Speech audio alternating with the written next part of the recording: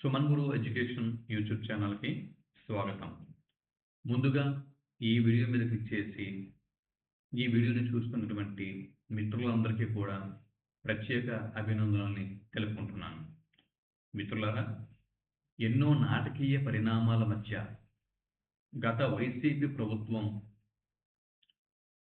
టైంలో assistant professors notification రావటం, ఈలో గవర్నమెంట్ మారిపోవటం, మళ్ళీ కూటమి ప్రభుత్వం న్యూ గవర్నమెంట్‌ని మన స్టేట్‌లో ఫార్మ్ చేయడం, మళ్ళీ అదే నోటిఫికేషన్‌ని రిలీజ్ చేయడం, ఆన్‌లైన్ ద్వారా అప్లికేషన్స్‌ని స్వీకరించడం, పోస్టల్ ద్వారా మన యొక్క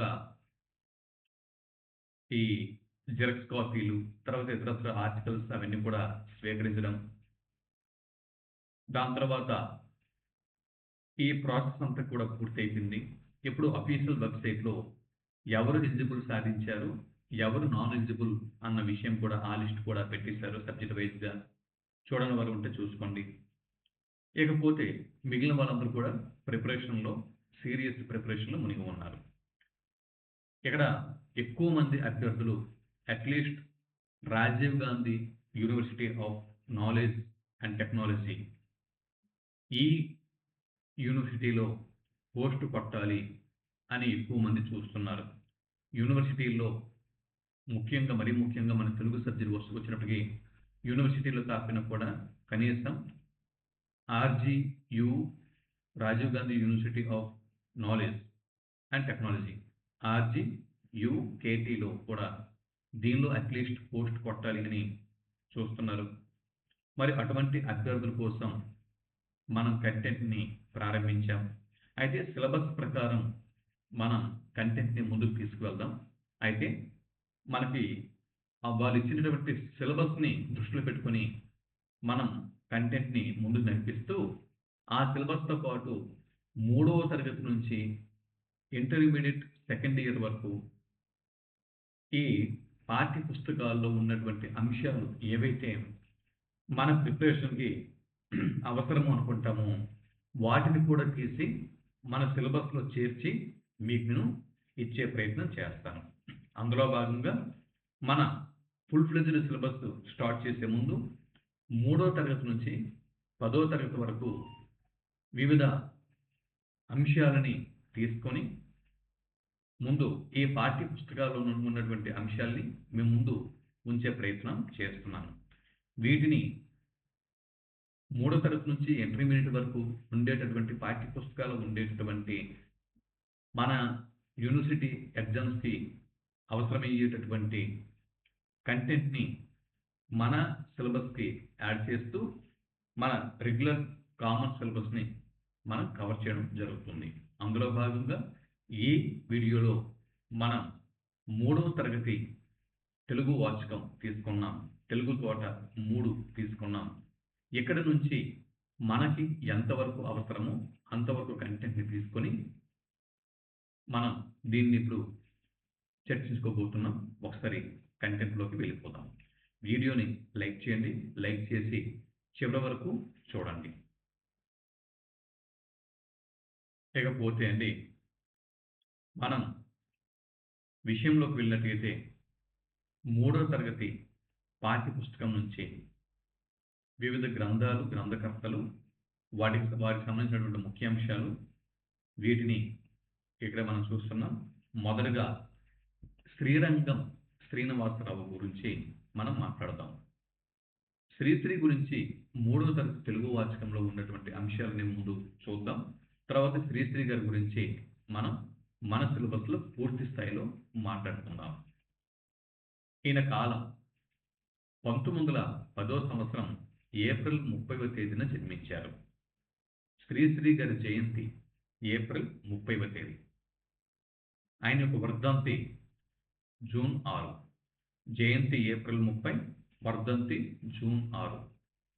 1910లో పుట్టారు. 1983లో పరమపదించారు.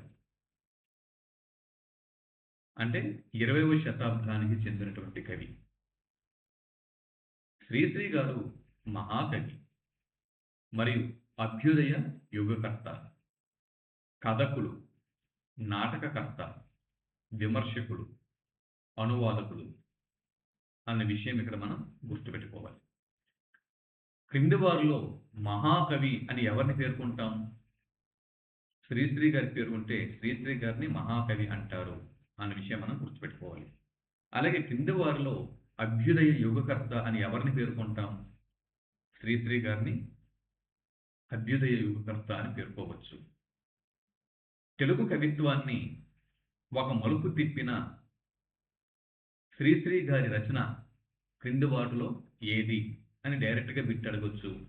లేకపోతే తెలుగు కవిత్వాన్ని ఒక మలుపు తిప్పిన రచన క్రింది వాటిలో ఏది అని శ్రీశ్రీ గారి పేరు మెన్షన్ చేయకుండా తెలుగు కవిత్వాన్ని ఒక మలుపు తిప్పిన రచన క్రింది వాటిలో ఏది అని అడిగిన మహాప్రస్థానం అని జవాబు గుర్తించాల్సి ఉంటుంది.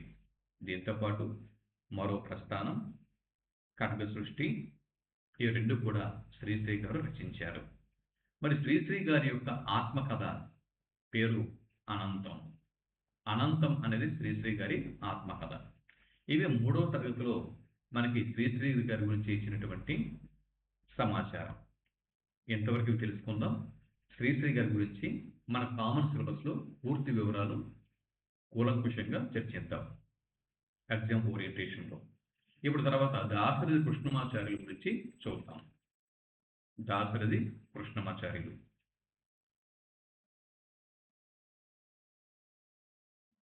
దాశరథి కృష్ణమాచార్యులు ఈయన కాలం 1925 జూలై 22 నుంచి 1987 నవంబర్ 5 ఇది ఆయన యొక్క కాలం.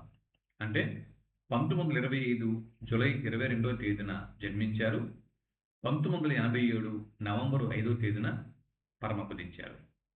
దాశరథి కృష్ణమాచార్యులు గారి జయంతి జూలై 22, వర్ధంతి నవంబరు 5.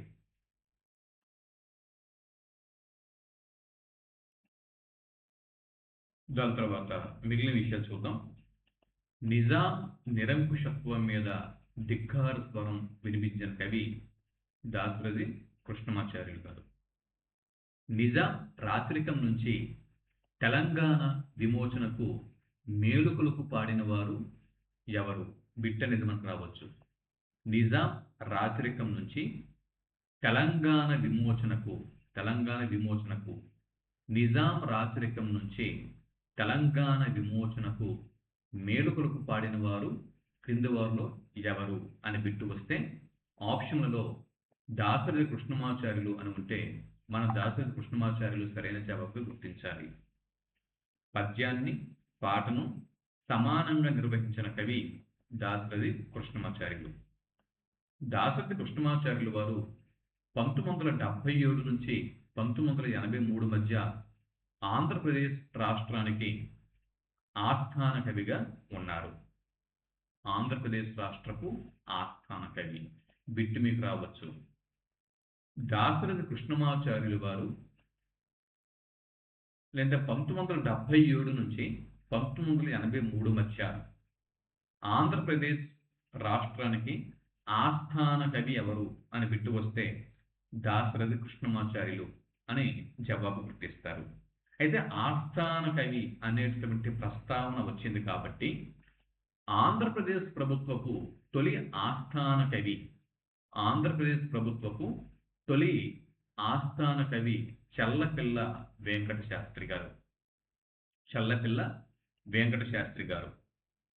అంటే 1947 ఆ ప్రాంతంలో ఆంధ్రప్రదేశ్ రాష్ట్రానికి తొలి ఆస్థాన కవిగా చల్లపిల్ల వెంకట శాస్త్రి గారు నియమితులయ్యారు. అంటే అప్పుడు 1947 అంటే ఉమ్మడి మద్రాసు రాష్ట్రంలో తెలుగు అంటే మన తెలుగు రాష్ట్రం ఆంధ్రప్రదేశ్ అనేది కలిసి ఉంది. అంటే మద్రాసు ఉమ్మడి రాష్ట్రంలో మన ఆంధ్రప్రదేశ్ ఉన్నప్పుడు ఆ కాలంలో 1947 ఆ ప్రాంతంలో ఆంధ్రప్రదేశ్ ప్రభుత్వపు తొలి ఆస్థాన కవిగా చల్లపిల్ల వెంకట శాస్త్రి గారు నియమితులయ్యారు. అంటే తిరుపతి వెంకట కవులు జంట కవుల పేరు మనం వినే ఉంటాం కదా.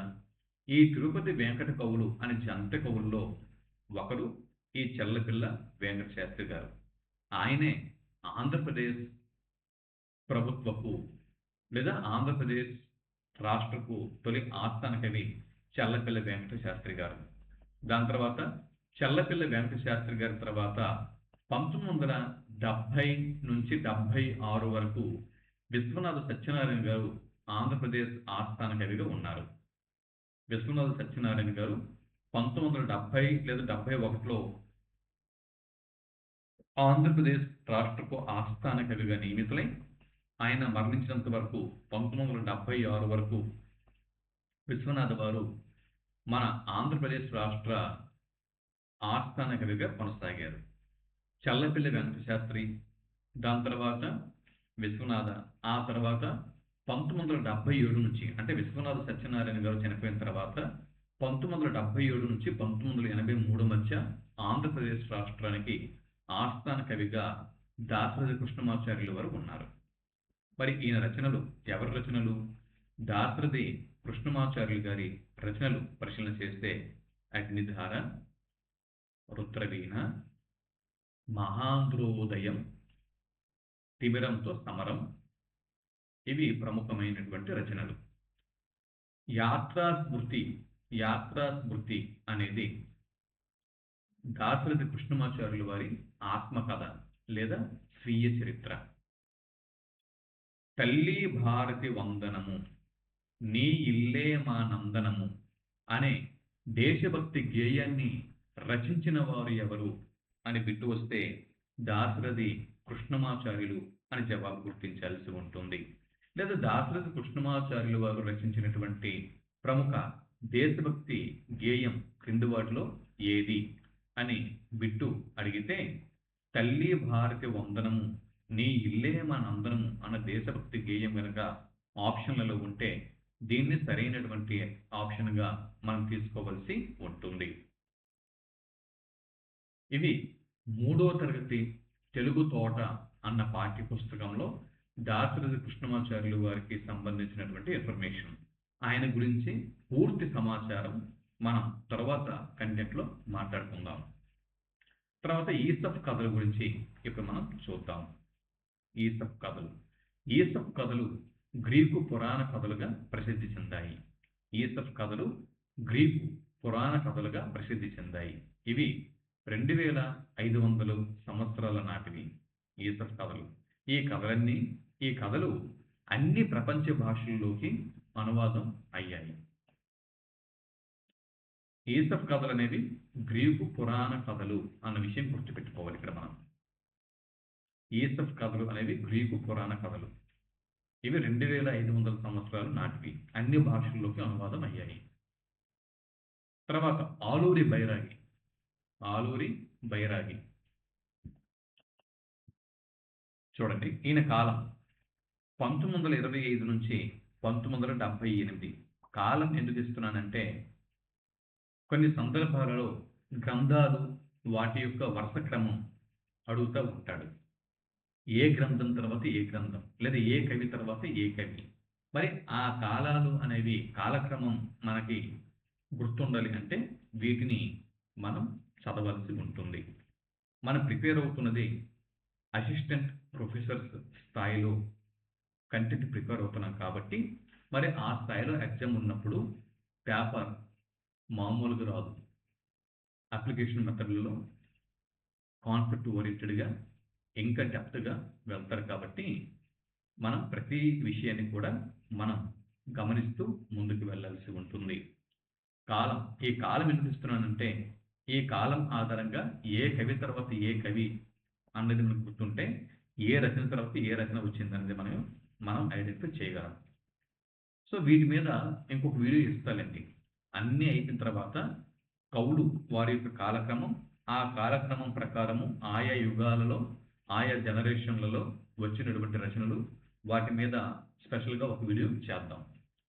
ఆ వీడియో చేయాలంటే ముందు మొత్తం కంటెంట్ మనం పూర్తి చేసిన తర్వాత ఫైనల్గా దాన్ని మనం ఒక వరుస క్రమంలో వీడియో చేయగలం. మానవుడి యొక్క అస్తిత్వ వేదనని కవిత్వంగా వెలువరించిన కవి క్రింది వారిలో ఎవరు అని బిట్టు వస్తే ఆలూరి బైరాగి అని జవాబు గుర్తించాల్సి ఉంటుంది. మానవుని యొక్క అస్తిత్వ వేదనను కవిత్వంగా లేదా తన కవిత్వ వస్తువుగా తీసుకున్న కవి ఎవరు అని బిట్టు వస్తే ఆలూరి బైరాగి. మరి ఆయన యొక్క రచనలు, ఆలూరి బైరాగి యొక్క రచనలు చీకటి మేడలు, నూతిలో గొంతుకలు, చీకటి మేడలు, నూతిలో గొంతుకలు, ఆగమగీతి, దివ్య భవనము. ఇవి ఆలూరి బైరాగి యొక్క రచనలు. చీకటి మేడలు, నూతిలో గొంతుకలు, ఆగమగీతి, దివ్య భవనం. బాలల కోసం చక్కటి గేయ కథలను రచించారు. అంతేకాకుండా కేంద్ర సాహిత్య అకాడమీ పురస్కారం అందుకున్నారు. ఇది 3వ తరగతి తెలుగు తోటలో ఆలూరి బైరాగికి సంబంధించినటువంటి సమాచారం. తర్వాత ఇది గురించి పూర్తి స్థాయిలో తెలుసుకుందాం. దేవులపల్లి వెంకట కృష్ణశాస్త్రి కాలం 1897 నవంబరు 1 నుంచి 1980 ఫిబ్రవరి 24. చూడండి, దేవులపల్లి కృష్ణశాస్త్రి గారి జయంతి నవంబరు 1. అంటే మన ఆంధ్రప్రదేశ్ అవతరణ నవంబర్ 1, దేవులపల్లి వారి జయంతి నవంబర్ 1. గుర్తుపెట్టుకోండి. ఆంధ్రప్రదేశ్ అవతరణ, దేవులపల్లి జయంతి నవంబర్ 1.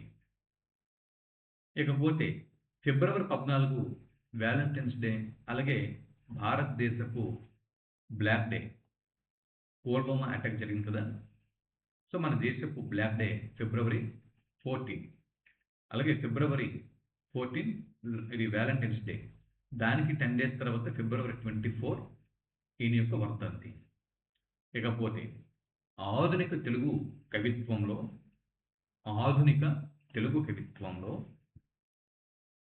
భావ కవిత్వ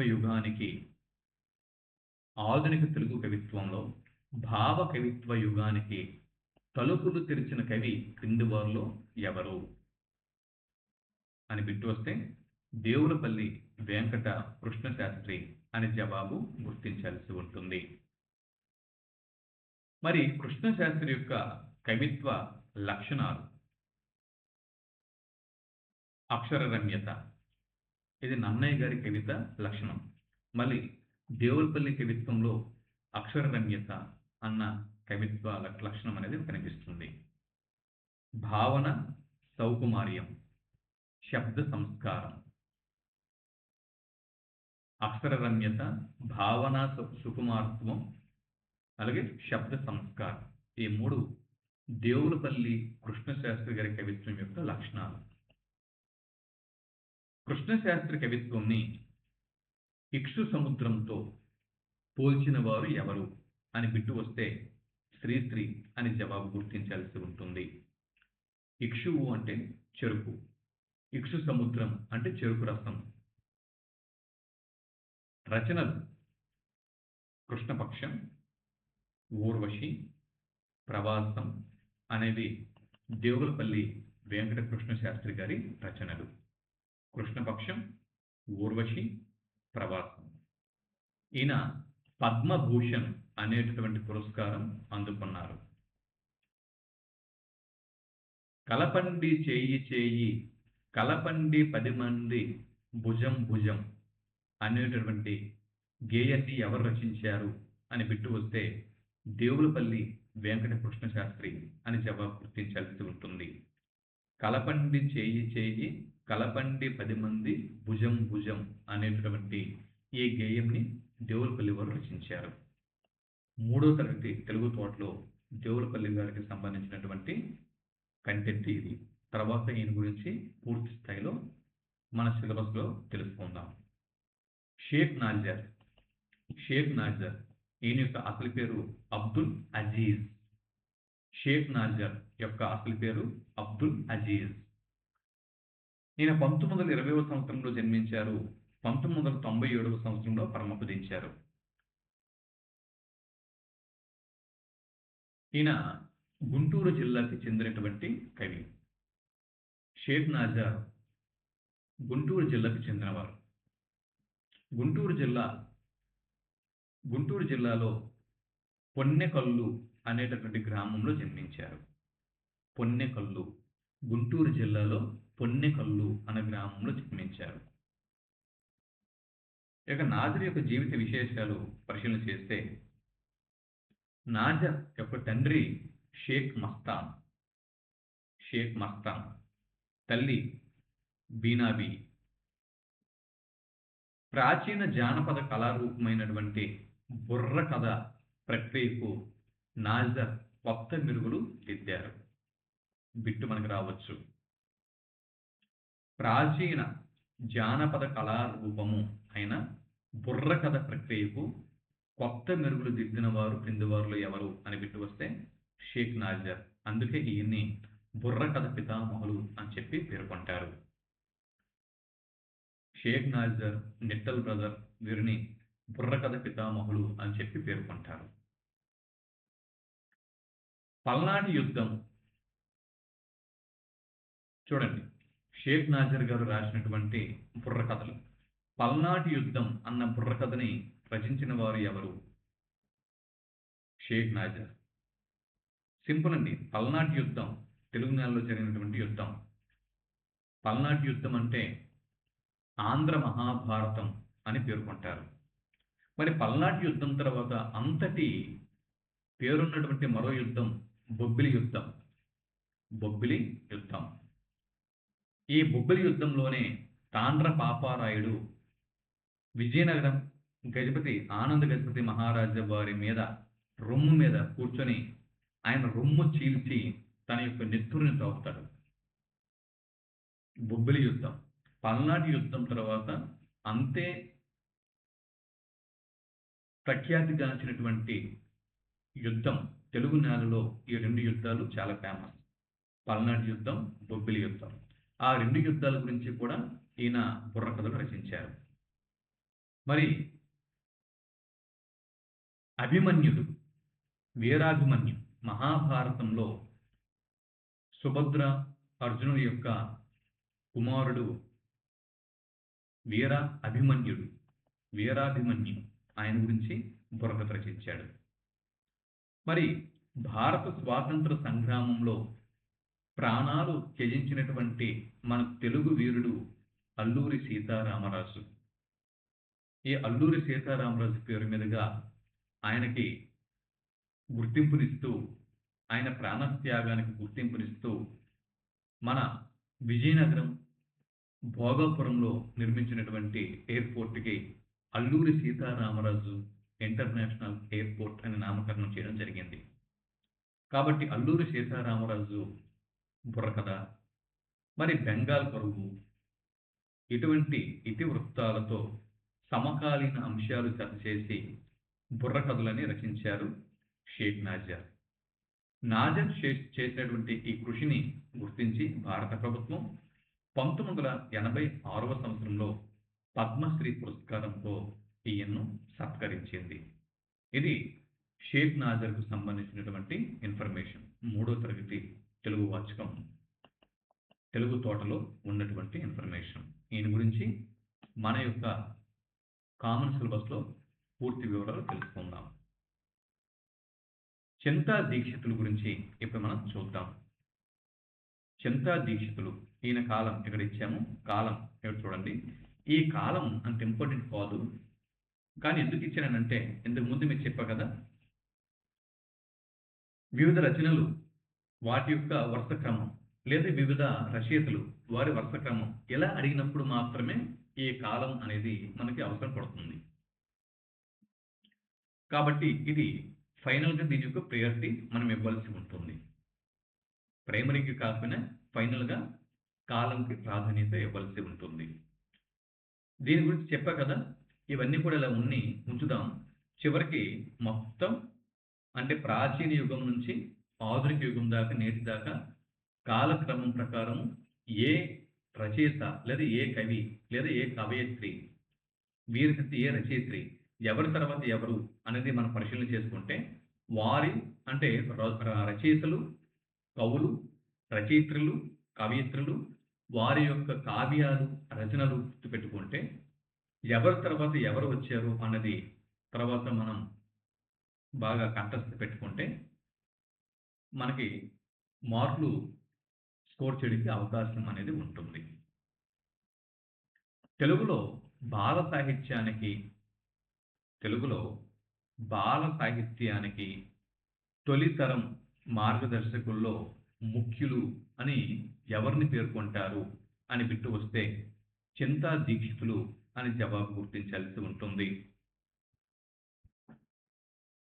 తెలుగులో బాల సాహిత్యానికి తొలితరం మార్గదర్శకుల్లో ముఖ్యులు క్రింది వారిలో ఎవరు అని బిట్టు వస్తే చింతా దీక్షితులు అని జవాబు గుర్తించాల్సి ఉంటుంది.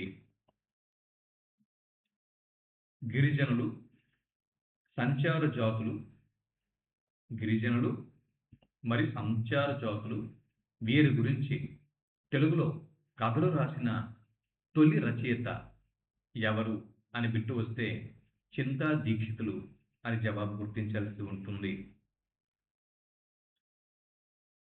ఏకాదశి ఏకాదశి అన్నది ఎవరి రచన లేదా క్రింది వాటిలో చింతా దీక్షితులు వారి రచనలు ఏవి లేదా క్రింది వాటిలో చింతా దీక్షితులు గారి రచనలు కానివి ఏవి?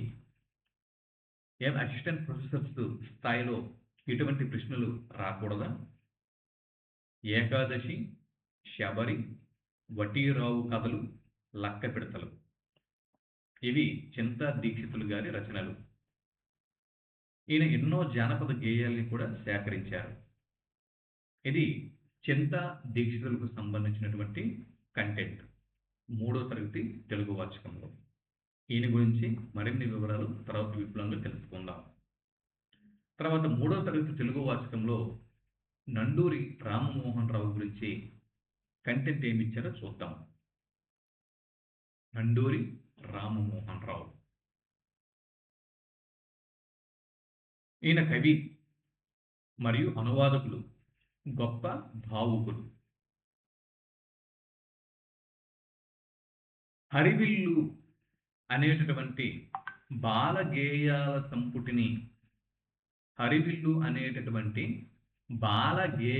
సంపుటిని ఎవరు రచించారు అని బిట్టు వస్తే నండూరి రామమోహన్ రావు అని జవాబు గుర్తించాల్సి ఉంటుంది. మిత్రులారా, హరివిల్లు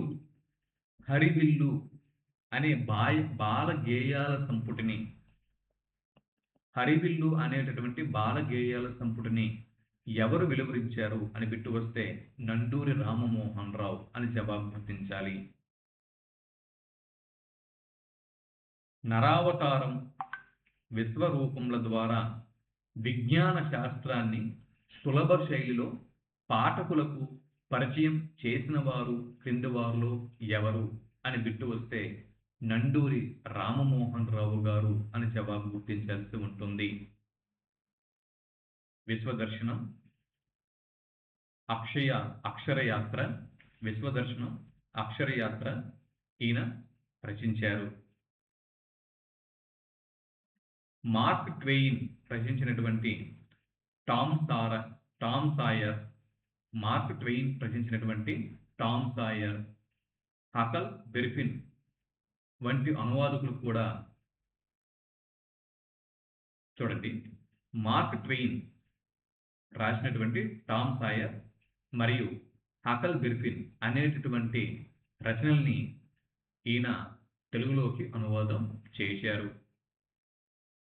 ఈ పాయింట్స్ గుర్తుపెట్టుకోండి. బిట్టు ఇలా కూడా రావచ్చు. ఇవన్నీ కూడా ఒక కాన్సెప్ట్గా ఇచ్చి క్రింది వాటిలో నండూరి రామ్మోహన్ రావు గారికి సంబంధించి ఒక రాంగ్ స్టేట్మెంట్, తప్పుడు అంశం ఉంది, అదేదో గుర్తించండి అని చెప్పి ఇవ్వచ్చు. ఈ విధంగా మొత్తం కాన్సెప్ట్ ఇచ్చి వాటిలో తప్పుగా ఉన్న అంశంని గుర్తించండి అని అడగవచ్చు. అప్పుడు ఎగ్జామినేషన్ హాల్లో మనం తలలు పట్టుకోవలసి ఉంటుంది. కాబట్టి ఈ కాన్సెప్ట్ని ఒకసారి మీరు పరిశీలన చేయండి. తర్వాత కందుకూరి రామభద్రరావు తరంగిణి, గేయమంజరి అనే రచనలు చేశారు. తరంగిణి, గేయమంజరి అనే రచన చేసిన వారు ఎవరండి? కందుకూరి రామభద్రరావు. లేదా క్రింది వాటిలో కందుకూరి రామభద్రరావు గారి రచనలు ఏవి గుర్తించండి అని బిట్టడిగితే తరంగిణి మరియు గేయమంజరి. పదో బిట్టు. వేమన కడప జిల్లాకు చెందినవారు అని చరిత్రకారులు భావిస్తున్నారు. ఇక్కడ వేమన సమాధి మీద బిట్ అనేది రావచ్చు. అనంతపురం జిల్లాలో కదిరి ప్రాంతంలో కటారుపల్లిలో వేమన సమాధి ఉంది. ఈ 3 పాయింట్లు చూసుకోండి ఒకసారి. ఇకపోతే గువ్వల చెన్నడు. గువ్వల చెన్నడు ఈయన కాలం 17, 18 శతాబ్దాలు. అంటే వేమన, గువ్వల చెన్నడు ఒకే కాలానికి చెందినవారు. వేమన గారు కడప జిల్లాకు చెందినవారే. గువ్వల చెన్నడు కూడా కడప జిల్లాలోని రాయచోటి ప్రాంతానికి చెందుతాడు. గువ్వల చెన్న మొగటంతో శతకంని రచించాడు. జంధ్యాల పాపయ్య శాస్త్రి. ఈయన యొక్క కలం పేరు కరుణశ్రీ. కరుణశ్రీ పేరు మీదుగా ఎన్నో రచనలు చేశారు. ఈయన కాలం ఇక్కడ ఇచ్చిన చూసుకోండి, 1912 నుంచి 1992. ఈయన జంధ్యాల పాపయ్య శాస్త్రి గుంటూరు జిల్లాకు చెందినవారు. గుంటూరు జిల్లా పెదనందిపాడు మండలం కొమ్మూరు గ్రామం. గుంటూరు జిల్లాలోని పెదనందిపాడు మండలంలోని కొమ్మూరు గ్రామంలో జంధ్యాల పాపయ్య శాస్త్రి జన్మించారు. విజయశ్రీ, ఉదయశ్రీ, కరుణశ్రీ ఈ మూడింటి కావ్యాలు. విజయశ్రీ, ఉదయశ్రీ, కరుణశ్రీ అన్న కావ్యాలను రచించారు. తెలుగు బాల శతకంని రచించారు. దేశ సేవ కంటే దేవతార్చన లేదు, స్వార్థపరత కంటే చావు లేదు అని పలికిన కవి కింది వారిలో ఎవరు అని బిట్టు వస్తే జంధ్యాల పాపయ్య శాస్త్రి అని జవాబు గుర్తించాల్సి ఉంటుంది. దువ్వూరి రామిరెడ్డి గారి గురించి ఇప్పుడు మనం చూస్తున్నాం. దువ్వూరి రామిరెడ్డి కాలం ఇది 1895 నుంచి 1947. ఈయన దువ్వూరి రామిరెడ్డి గారు నెల్లూరు జిల్లాకు చెందినవారు. రచనలు కృషీవలుడు, జలదాంగన, గులాబీ తోట, పానశాల ఇవి దువ్వూరి రామిరెడ్డి గారి రచనలు.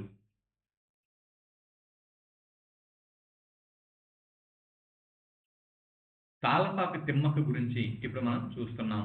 నెక్స్ట్ తాళపాక తిమ్మక్క తొలి తెలుగు కవయిత్రి. ఇది చాలాసార్లు ఈ బిట్టు రిపీట్ అవుతూ వచ్చింది. ఈమె యొక్క అసలు పేరు తాళ్ళపాక తిరుమలమ్మ. తాళ్ళపాక తిమ్మక్క గారి అసలు పేరు తాళ్ళపాక తిరుమలమ్మ. తాళ్ళపాక అన్నమయ్య గారి ధర్మపత్ని. సుభద్రా కళ్యాణం అనేటటువంటి మంజరి ద్విపద కావ్యంని తేట తెలుగులో రచించారు. తర్వాత జీవి సుబ్రహ్మణ్యం గారు. ఈయన కాలం ఇక్కడ ఉంది చూసుకోండి. తెలుగులో నవ్య సంప్రదాయ దృష్టితో సాహిత్య విమర్శన చేపట్టిన వారు ఎవరు? తెలుగులో నవ్య సంప్రదాయ దృష్టితో సాహిత్య విమర్శ చేపట్టిన వారు ఎవరు? జీవి సుబ్రహ్మణ్యం సరైనటువంటి జవాబు. వీరరసము, రసోల్లాసము, సాహిత్య చరిత్రలో చర్చనీయాంశాలు ఇవి ఈయన రచనలు. సాహిత్య చరిత్రలో చర్చనీయాంశాలు అన్నది ఎవరి రచన? జవాబు జీవి సుబ్రహ్మణ్యం గారి రచన. రసోల్లాసము మరియు వీరరసము వీటిని కూడా జీవి సుబ్రహ్మణ్యం గారు రచించారు. ఇవన్నీ కూడా చూసుకోండి. ఇక్కడ బిట్టు వైజ్గా ప్రశ్నలు అడిగేటటువంటి రోజులు పోయి కాన్సెప్ట్ అడుగుతున్నారు, చూసుకోండి ఒకసారి. మధురాంతకం రాజారాం. ఈయన కాలం ఇక్కడ చూడొచ్చు. ఈయన సుప్రసిద్ధ కథకులు. రాయలసీమ జీవితాన్ని ప్రతిబింబిస్తూ 400కు పైగా కథలను రచించిన వారు కింది వారులు ఎవరు అని బిట్టు వస్తే మధురాంతకం రాజారాం అని జవాబు గుర్తించాల్సి ఉంటుంది. ఉత్తమ ఉపాధ్యాయులు మరియు కేంద్ర సాహిత్య అకాడమీ అవార్డుని అందుకున్నారు. 17వ బిట్టు పాపాయి సిరులు అనే గేయ సంపుటిని వెలువరించిన వారు ఎవరు అని బిట్టు వస్తే జవాబుగా మీరు దేన్ని గుర్తిస్తారు? జవాబు కస్తూరి నరసింహమూర్తి సరైనటువంటి జవాబు.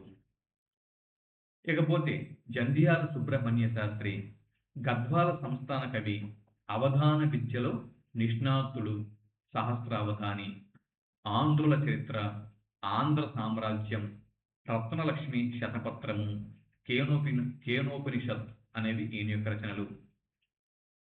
చూడండి, ఆంధ్రుల చరిత్ర, ఆంధ్ర సామ్రాజ్యం అన్నది ఎవరి రచన? జంధ్యాల సుబ్రహ్మణ్య శాస్త్రి.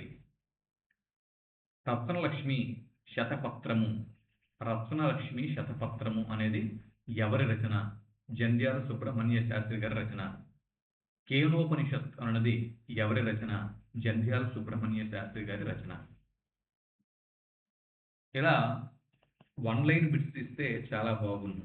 అలా వస్తే ఓకే. అలా కాకుండా క్రింది వాటిలో జంధ్యాల సుబ్రహ్మణ్య శాస్త్రి గారి రచనలు ఏవి గుర్తించండి, జంధ్యాల సుబ్రహ్మణ్య శాస్త్రి గారి రచనలు కానివి ఏవి గుర్తించండి, లేదా జంధ్యాల సుబ్రహ్మణ్య శాస్త్రి గారికి సంబంధించినటువంటి క్రింది స్టేట్మెంట్లలో రాంగ్ స్టేట్మెంట్ ఏదో గుర్తించండి.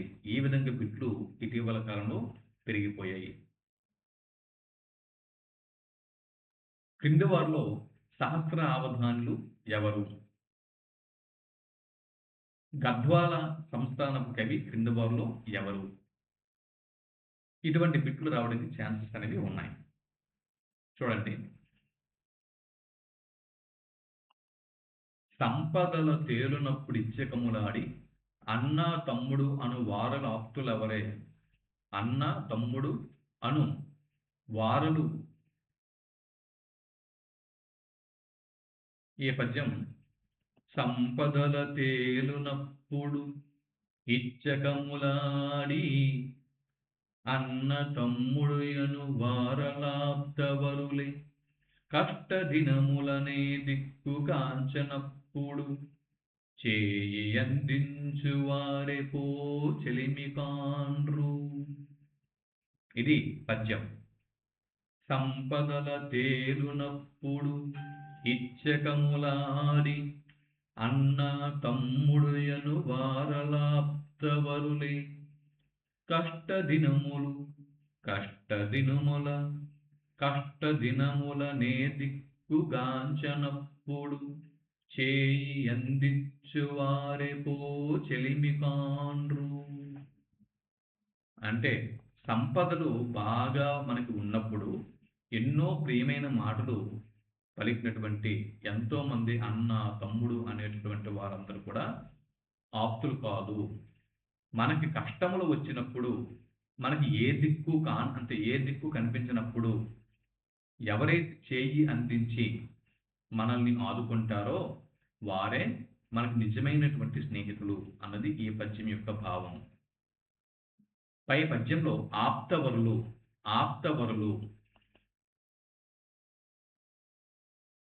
ఆప్తవరులు అనేటువంటి ఈ పదంలో ఉండేటటువంటి అర్థం ఏమిటి అని బిట్టు వస్తే ఇటులు అని జవాబు గుర్తించాల్సి ఉంటుంది. తర్వాత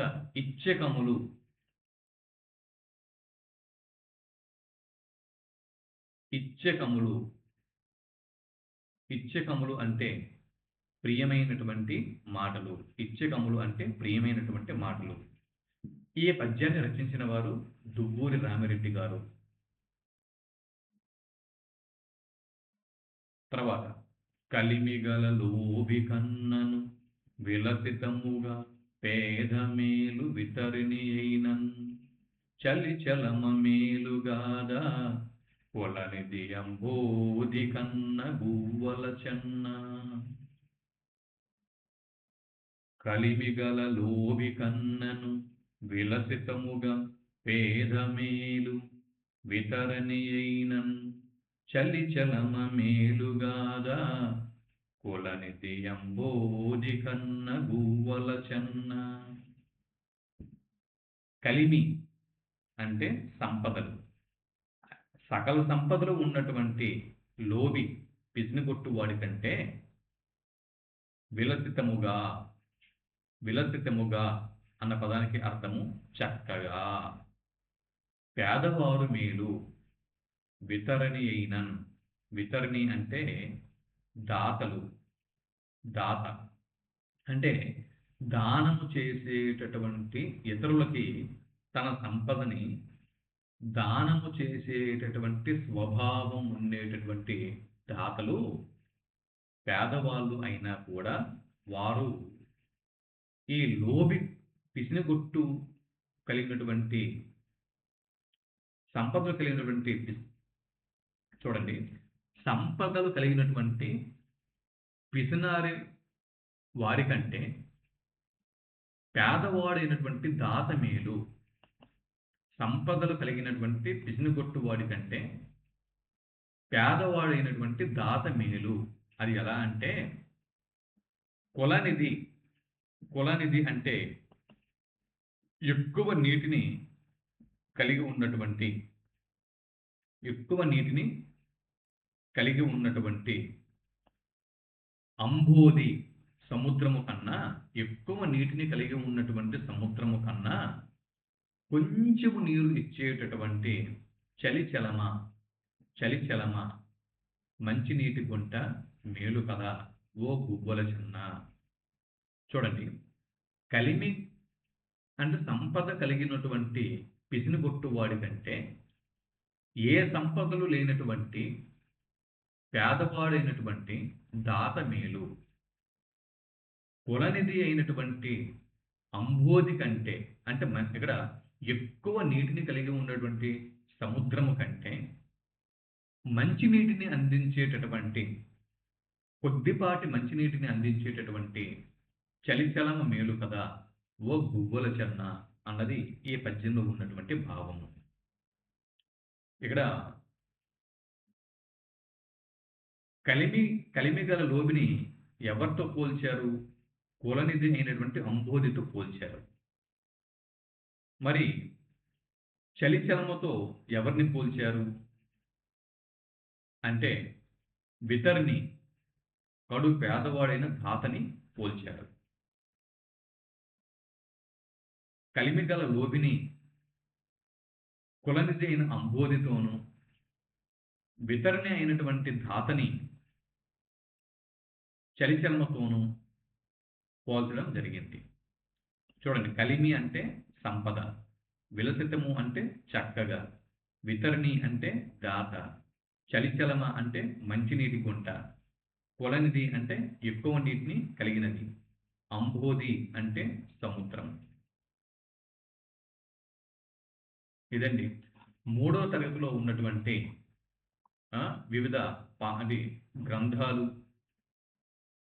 మరియు గ్రంథకర్తలు, వాటికి సంబంధించినటువంటి ముఖ్యాంశాలు. వీటిని ఈ వీడియోలో తెలుసుకున్నాం కదా. ఇవి మన అసిస్టెంట్ ప్రొఫెసర్స్ పోటీ పరీక్షలకు కాదండి, తెలుగు సబ్జెక్టుతో మనం ఏ పోటీ పరీక్షలకి ప్రిపేర్ అయినా ఇవి ఎంతగానో మనకి ఉపయోగపడతాయి. డియర్ ఫ్రెండ్స్, ఈ కంటెంట్ ఏదైతే నేను మీకు అందించానో ఈ కంటెంట్ అనేది మీకు ఏ పోటీ పరీక్షకు వెళ్ళినా కూడా చక్కగా ఉపయోగపడుతుంది. ఈ కంటెంట్ని నేను మన ఛానల్లో ప్లే స్టోర్లో చక్కగా సేవ్ చేస్తున్నాను. ఎప్పుడు మీకు అవసరం ఉన్నా, మళ్ళీ భవిష్యత్తులో ఈ కంటెంట్ని మీరు చూడాలి అనుకున్నా ప్లే స్టోర్లోకి వెళ్ళి చక్కగా వీటిని మీరు ఓపెన్ చేసి చూసుకోవచ్చు. ఇక్కడితో ఈ వీడియో ముగిస్తున్నాను. మరో వీడియోలో మరో కంటెంట్తో మళ్ళీ కలుద్దాం. అంతవరకు సెలవు.